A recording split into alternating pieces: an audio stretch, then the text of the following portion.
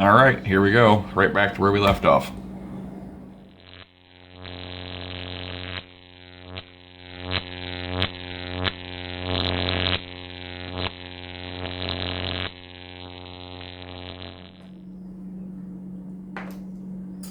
And go to the carburetor body. Now this is where we're going to start putting all the stuff on. Okay, now before we get very far into this, I want to explain how this is set. This right here is your curb idle speed. So this is where your throttle is sitting at an idle position. And what you want to do is you want to back this out until this stops moving. You'll see right in here where it contacts, okay?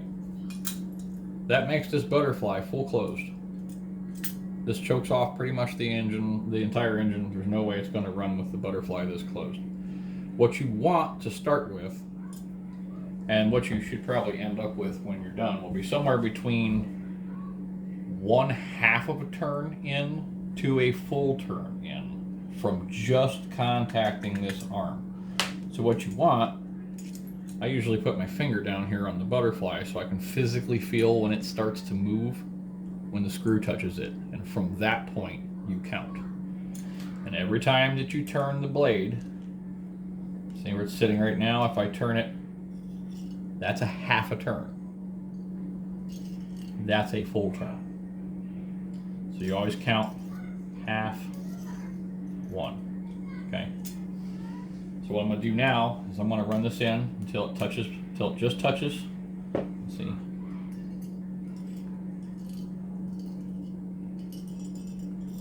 And you see the throttle blade move, or you see the arm move.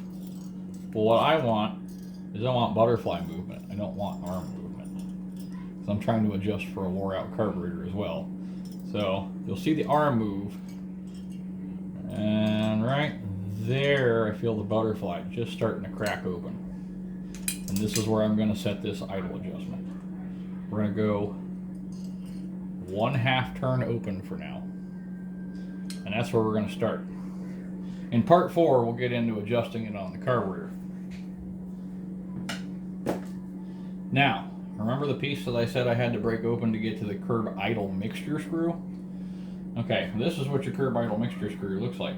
There's a spring in there, and it's a threaded, pointed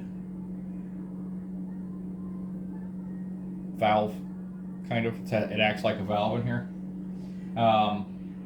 There's an O-ring that also has to go on there. It's a little tiny deal.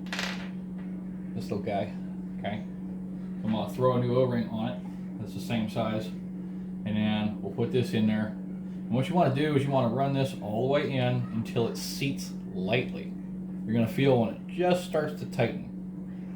Too tight, and you bend the tip, or you start to wear into it. And you notice if you look, I don't know if you can see in the camera there or not, but there are some worn marks in this one. They're not bad enough to catch my fingernail, but there's definitely there's been some over tightening. They're which is funny because it's never been messed with. So this had to have been junk going down through that circuit. But at any rate, there was definitely junk big enough that it left scratch marks on this. What usually happens is when these are busted open and somebody's been monkeying with it, is they've run it in so tight, they've damaged the circuit. There's a bore that fits in down there, and it widens out, and it always leaves these little ring marks on these. In this case, I'm not worried about it because this was never messed with before I took it apart. I'm gonna figure out which one of these O-rings is the one I need. There's one that's slightly smaller in the center for the choke I was talking about. This particular carburetor actually does not have that port. Remember I was telling you that the choke would have that port right there. This one is not. It is blank. So there'll be no O-ring going in there, but this is the same O-ring.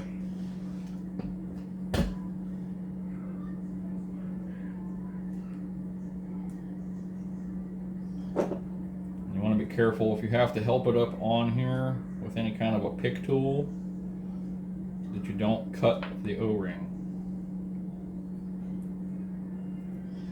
One other thing that I'm going to do off camera, I'm not going to do now, is I'm going to cut a little slit in this so it can be tuned with a flat tip screwdriver. Otherwise you have to have a special tool for this that they still sell, although I think most parts stores are starting to do away with it in the tool aisle. There's a carburetor adjustment tool that you can get that has a couple different slotted adjustments, and one of these is that. But at any rate, what you're going to do is you're going to run it in here and you're going to tighten it down until it's snug. I'm going to throw it in here for now so I know where it's at. But so you're going to put it in there so it's snug, and then you're going to back it off the same way you do this, but you're going to back it open. Half turn. 1.5 turns. It's 1.5 turns open. Again, we'll go over that more when it's time to adjust it, but that's your base. That's your baseline. 1.5 turns open here, 1/2 turn open here. And we're going to turn it around where we have the 3 threaded holes for our vacuum operated accessories. We're going to make sure we pull our E-clip back off and not lose it. I say that out loud a lot because I lose them, so I'm consciously looking for them all the time. We're going to line it up. The 3 holes, these are 11 millimeter.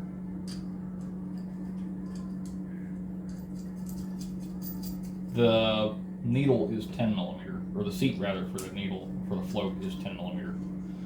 These are 11 millimeter.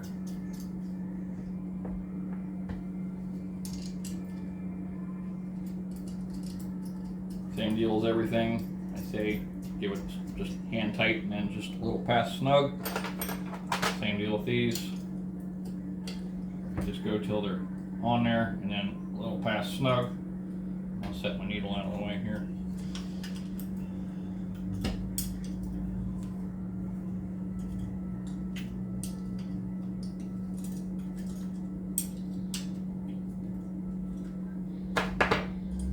Slide the vacuum line back up on here.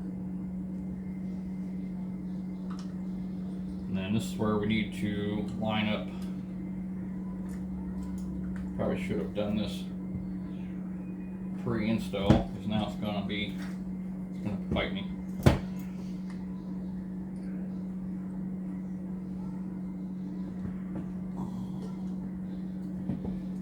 Absolutely going to fight me now. So yeah, line that up before it goes on the carburetor. We're going to want to cuss at it in a minute like I am.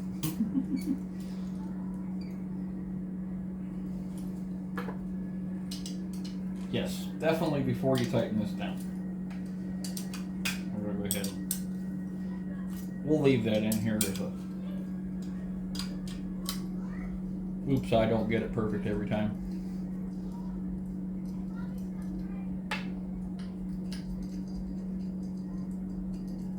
It happens, folks. I'm focused on trying to make the video for y'all and I'm not paying attention. But and once it's all lined up, oh man, it works so much easier that way. Laugh at yourself when you make mistakes like this, guys. It's not the end of the world. Stuff happens. And I'm trying to teach you how to rebuild this carburetor and I'm rushing through it, but I don't want to rush too much. And this is why it's never good to, it's better to slow down, focus, pay attention to what you're doing.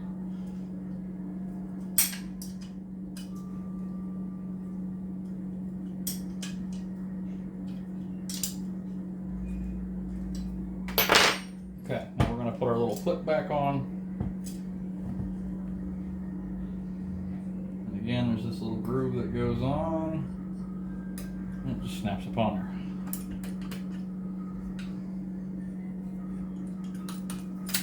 Make sure that the linkage works okay still.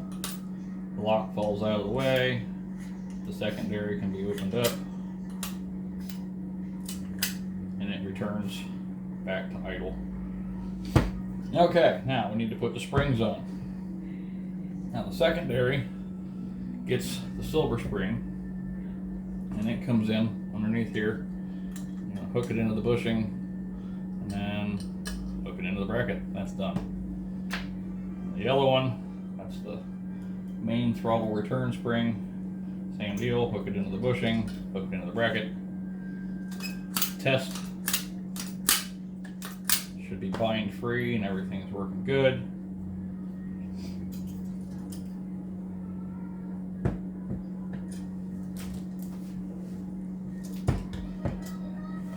Now we're going to be down to putting our emulsion tubes in. These are those deals that you took out of here in the middle. Okay, and again, there's the numbers on the bottom of them. It's usually pretty easy to remember. In this particular case, the smaller number goes on the primary side, which is the side that's choke side, and then the bigger number goes on the secondary side. They just drop in there. Now you're going to come to your air bleeds.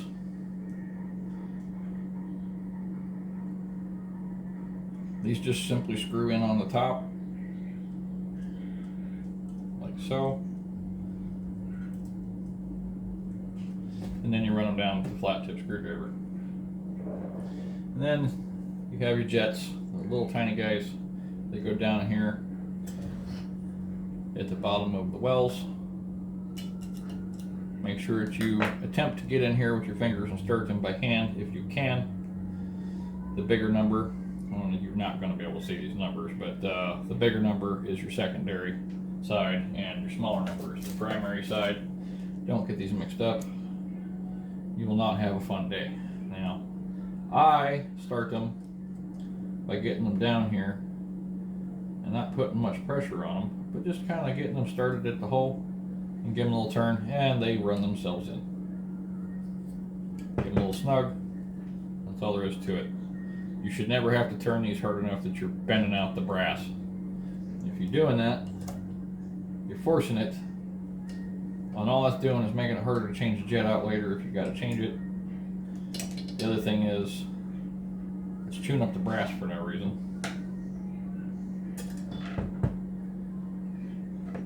And then you can get brass down inside the carburetor, and then you end up with stuff in the ports. So, just be gentle with them.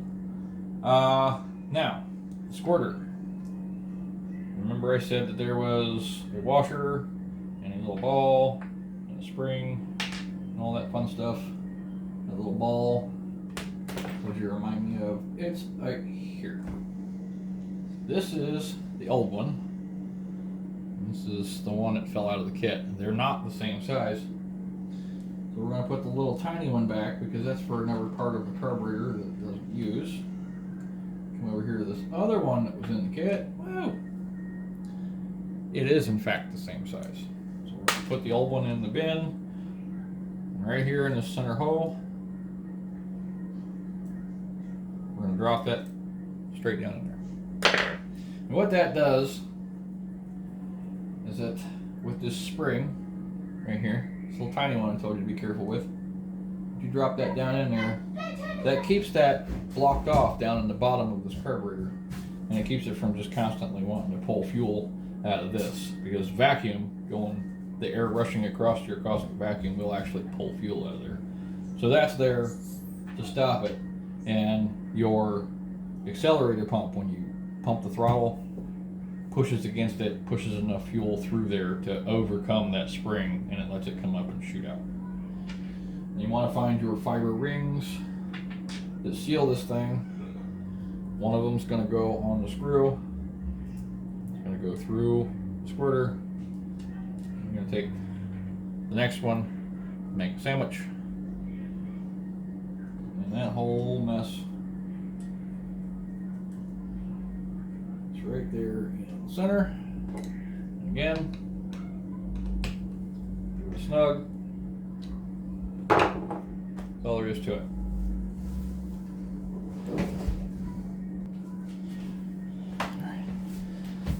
Sorry about that.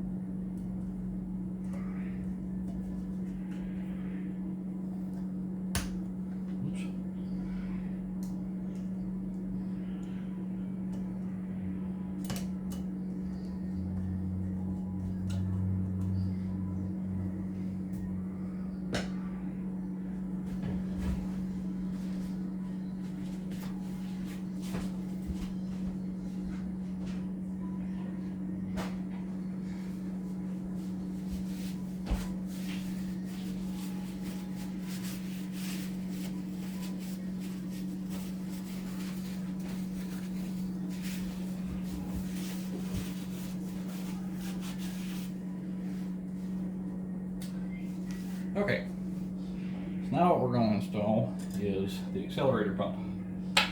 That spring, and of course you see I've changed the cover. Find the 4 screws for the cover.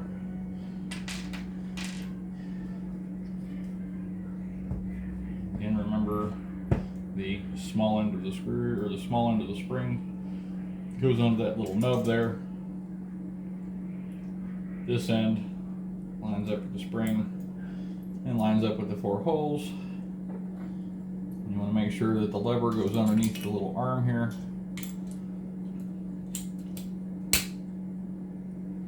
And everything is lined up.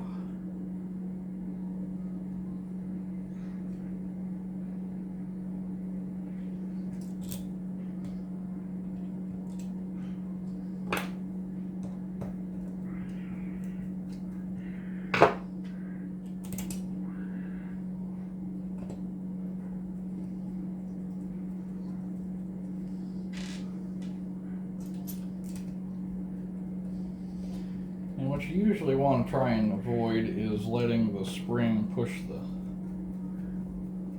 lid back up. Because what happens is it will relax the diaphragm. And if the cover's holding the diaphragm down and it relaxes it at the corners, it can wrinkle it under the cover and it can tear it. So try to maintain pressure on this cover until you run the screws in. Or at least one end. And repeat the process.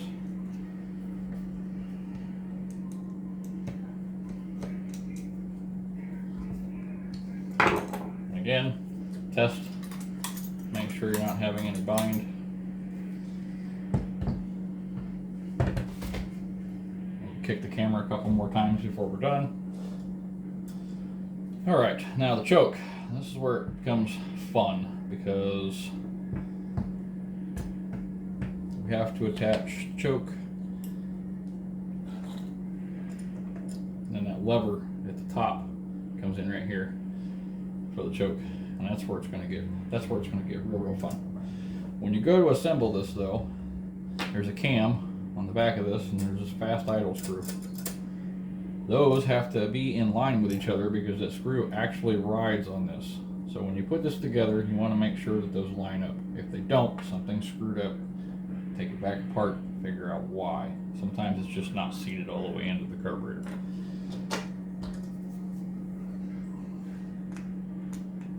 And of course, this is where you're going to undo the work that you did earlier to test to make sure that your assembly functions.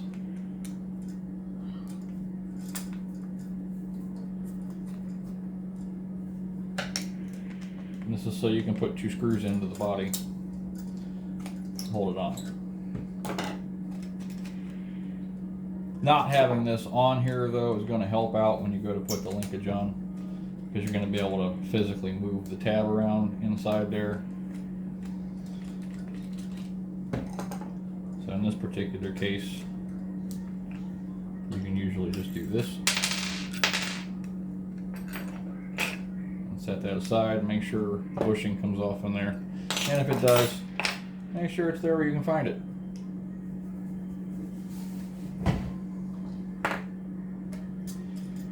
Now what I normally do is I'll come up, you have to make sure this is above, and I'll come up ahead of that fast idle screw and drop it in. Sometimes you have to push that out of the way with your fingers.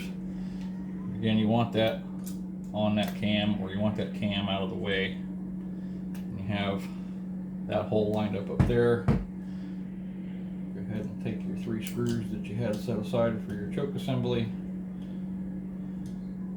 and get them started.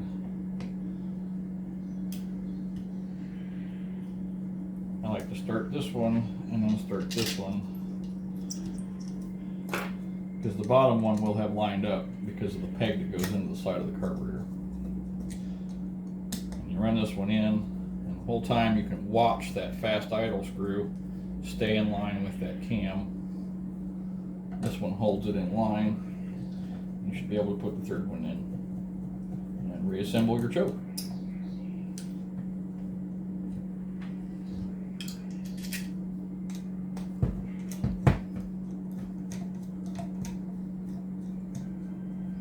And this same stuff goes for pretty much every carburetor out there. It's not just Chevette carburetors. All of this works on pretty much all carburetors. You notice I will have to operate the throttle to get the fast idle out of the way, but the cam is in line with the screw. When it's at fast idle, that's what holds it up. And as it progresses, it drops the idle down. Or you flip the throttle and it falls out of the way and it falls down into a normal idle, because when the choke is full open, it pulls that out of the way completely.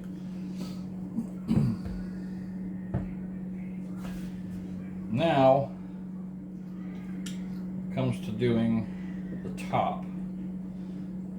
You have to set the float height. And they want you to set float height with the gasket in place. And what they mean by that is how high the float sits. So let's say this was on the carburetor, that's the drop, and the amount of drop is changed by that rear tab, and then the amount it goes up is what they're looking for, up to stop. So before it depresses that spring-loaded bit, they want to know that distance right there. So you're going to flip it upside down, and they give you this handy little tool here. You're going to line your gasket up, make sure it's flat on the surface. Then you're going to take your gasket either on the inch side or on the metric side, depending on which side you're using. You're going to go right here.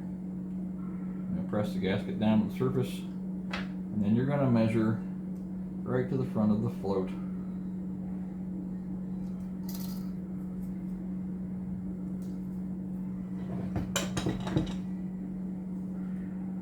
Just like that. And you're going to measure right to the front of that float in a free position. And you want roughly about ½ inch, which is what we've got right there. We got about a ½ inch.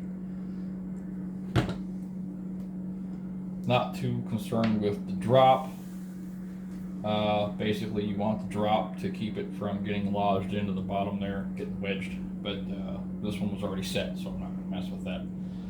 When you go to put these together, again, like I said, this linkage is fun to get to. I'm sure you can see what I'm talking about right there. You really kind of want that in an up position. So open your throttle and set your choke to a fast idle position so you can get that up there.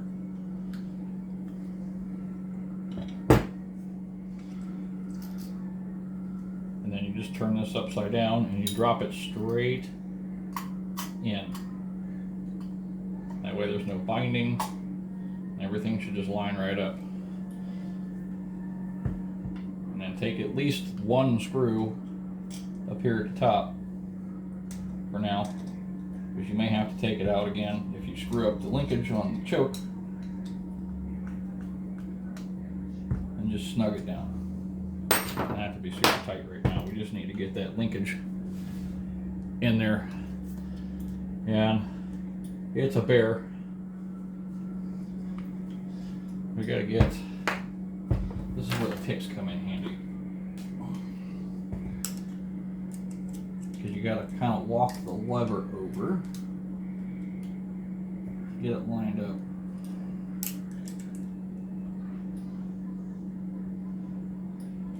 Like I said, this is the hardest part of the entire job, lining this thing up.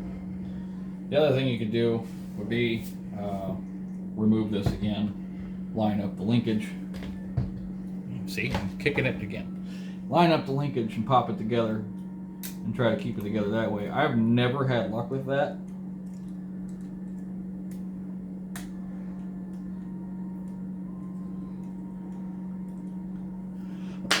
But I'll sit here and fight with this for a while. So what I'm going to do is I'm going to pause this. Yeah, I think I'm probably going to pause this. I'm going to pop the bushing up a little bit and get everything started.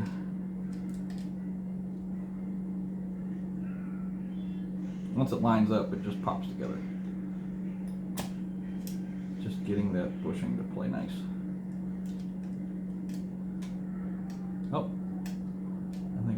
gotten it. I know my head's probably in the way and you're probably like, what's going on right now?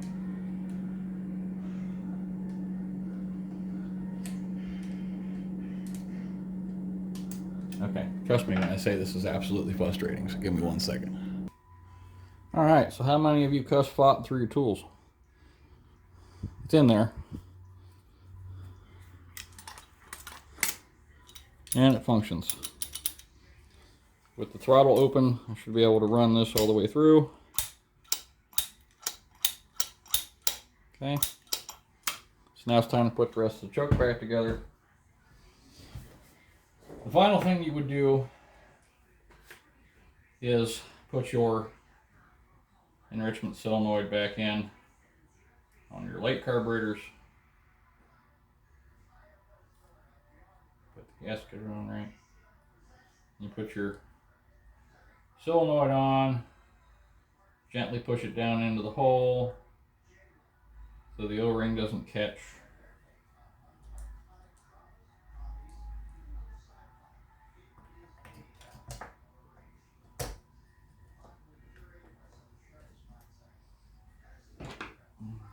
Same deal. Run the screws in.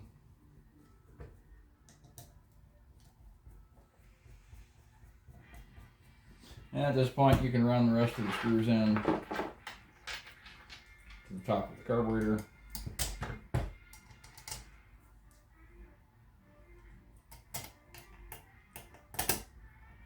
You can pretty much consider this done. So in the next video, we're going to go ahead and get into putting it on the car and then going through these adjustments again.